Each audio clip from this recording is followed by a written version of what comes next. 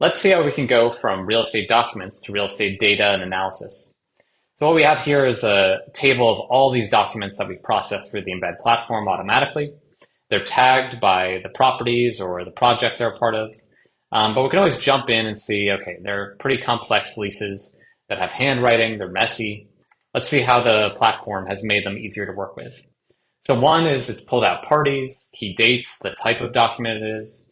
It's summarized that document.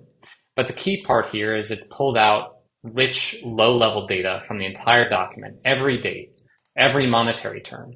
So we can start to categorize and start to use this across our analyses. Let's jump into review to see how we can see it side by side with the actual sources. So as we jump around to different pages, we can actually see, oh, we have the date here, and it's actually linked directly to a piece of the document. And once we confirm that the date's correct, we can always mark it in the system, and now it's correct for everyone. We can also look at kind of higher level analysis that we've done across the document. So this is an example of how we do a lease abstract. And we can pull out a canonical date, like the lease commencement date, and make sure that's correct by looking at sources. Again, mark it correct.